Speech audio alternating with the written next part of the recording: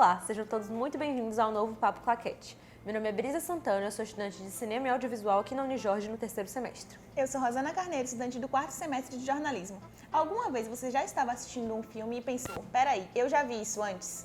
Essa é a nova moda em Hollywood, os remakes e reboots. Talvez não tão nova assim. Onde eles olham para um filme antigo e pensam, dá pra fazer mais dinheiro aí. Então fácil assim você tem um filme novo. Esse é o tema do nosso primeiro Papo Claquete, reboots e remakes. O famoso pode copiar, só não faz igual. Será mesmo que já inventaram de tudo que tinham pra inventar? Ultimamente tem se falado muito sobre live actions, remakes e reboots. E algumas pessoas têm sentido falta de ver mais histórias originais sendo criadas. Eu particularmente amo os reboots e remakes, mas toda vez que anunciam um novo, eu morro de medo pensando, será que vão fazer certo dessa vez? Mas antes de tudo, o que é um remake e o que é um reboot? Muita gente acha que os dois são a mesma coisa, mas não é bem assim.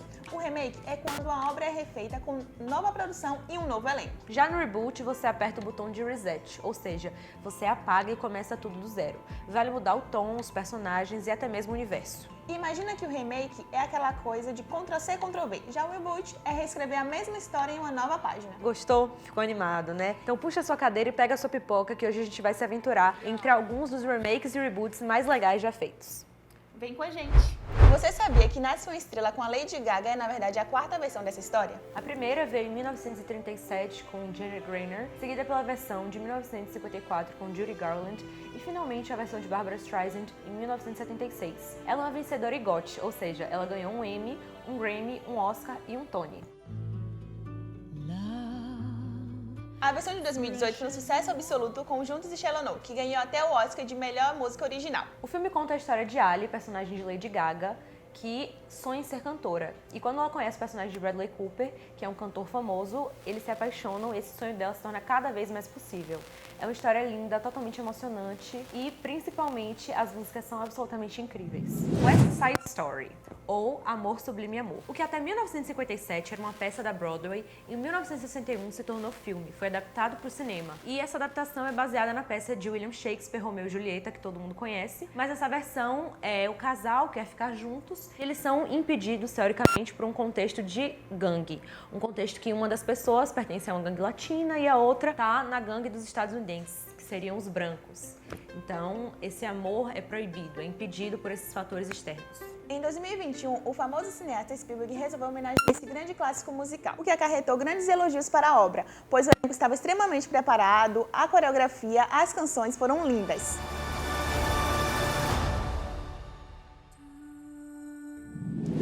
Inicialmente um livro delicado e emocionante, que conta a história de 4 irmãs, foi adaptado para o cinema 7 vezes. O filme conta a história dessas mulheres que estão vivendo no contexto da época em busca dos seus sonhos e objetivos de vida, onde as mulheres são vistas como apenas para casar e a servir os seus maridos. A versão de 2019 de Greta Gerwig recebeu muitos elogios, porque apesar de manter o tom e a essência original da história, também modernizou um pouco e trouxe essa conexão com a nova geração. Pra mim, o brilho desse filme tá no elenco, que é composto por Timothée Chalamet, Florence Pugh e a bruxinha mais inteligente para a idade dela, Emma Watson. Essa história, que emocionou até quem não leu o livro, foi indicada a vários Oscars e é um sucesso. Outra obra literária que ganhou destaque nos cinemas em 1990 foi It, a Coisa, do autor Stephen King. Essa primeira adaptação foi um pouquinho bizarra pra mim, mas a de 2017 teve a volta do segundo palhaço mais famoso do mundo. O primeiro sendo, é claro, da rede de fast food. E nessa volta de Pennywise, quem vem interpretando ele é Bill Skarsgård, numa interpretação e com uma maquiagem que o deixam absolutamente irreconhecível. O livro tem cerca de 1.003 páginas, o que acarretou para que a obra fosse dividida em duas, em It, a Coisa e It, capítulo 2. Quando o personagem Ed, já adulto, vai à farmácia, o diretor dos filmes, Andy Muschietti, faz uma participação como cliente. Esse particularmente é o meu filme favorito, já que eu nunca superei o meu crush no professor Charles Xavier e James McAvoy aparece tão lindo quanto sempre. Hello.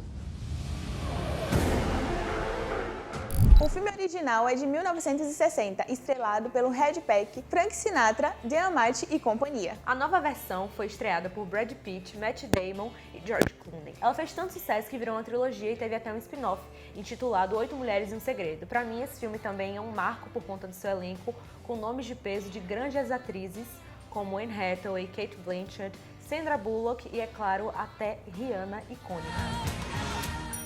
Você sabia que a versão de Karate Kid com Jackie Chan e Jaden Smith é um remake? Sr. Miyagi e Daniel San entraram pra história, isso é fato. Mas na versão de 2010, eles na verdade mudaram o país, mudaram os personagens, mas mantiveram ainda assim aquela mensagem de superação, de persistência e aquele golpe final de arrasar. Um clássico da Sessão da Tarde. A Fantástica Fábrica de Chocolate. Eu cresci assistindo esse filme e em dúvida se eu deveria me sentir muito feliz e animada com todas aquelas cores e aquele tantão de chocolate, ou se eu deveria ter medo da performance super estranha de Johnny Depp. Até que lá para os meus 13 anos eu descobri que na verdade aquilo era um remake, que existia uma versão anterior de 1971, que também é muito interessante. Só não compete de forma alguma com todas aquelas cores e todo aquele chocolate. A versão de 2005 consagrou mais uma vez a parceria entre Johnny Depp, Tim Burton e Helena Bonham Carter. Tudo que eu tenho a dizer é que eu nunca vou esquecer a imagem daqueles ompalompos.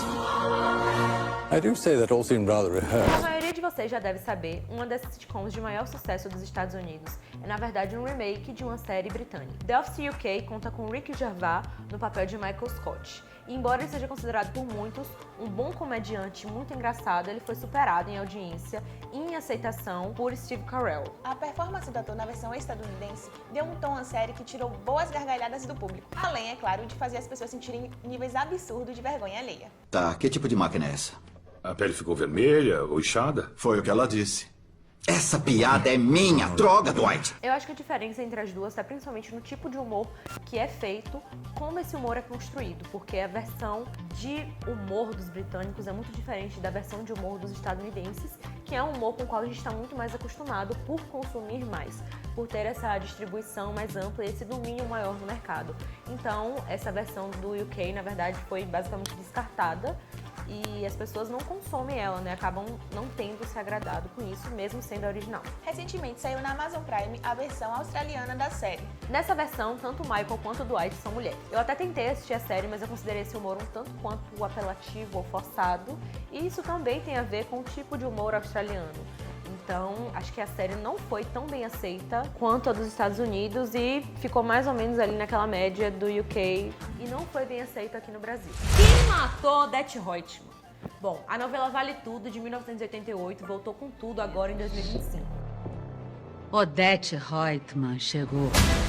Tanto nas telinhas quanto nas redes sociais não se fala em outra coisa. Bela Campos teve sua performance tanto elogiada quanto criticada e Thaís Araújo segue impecável ali naquele papel de co-protagonista. A trama conta a história de Maria de Fátima, que atualmente está sendo interpretada pela atriz Bela Campos. A história conta a história de uma jovem que sai da sua cidade natal, deixando tudo para trás em busca de uma vida melhor. E diga-se de passagem, Bela Campos vendeu a casa da mãe Thaís Araújo para conseguir chegar onde chegou, viu? Eu nasci rica, mas num corpo de pobre.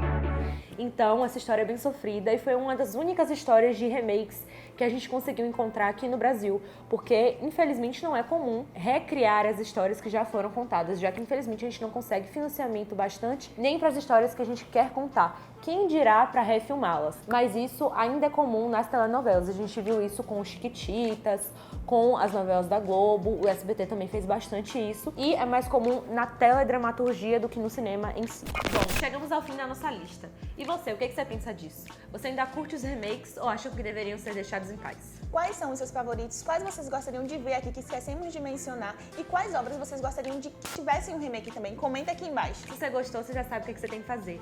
Curte o vídeo, se inscreve no canal e se você tiver gostado muito, manda para um amigo também.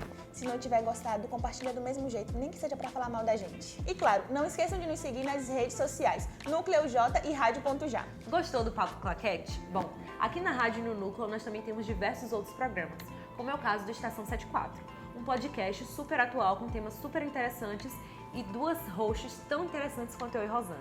Você pode acompanhar ele no Spotify a cada 15 dias. Até o próximo Papo Claquete. Tchau!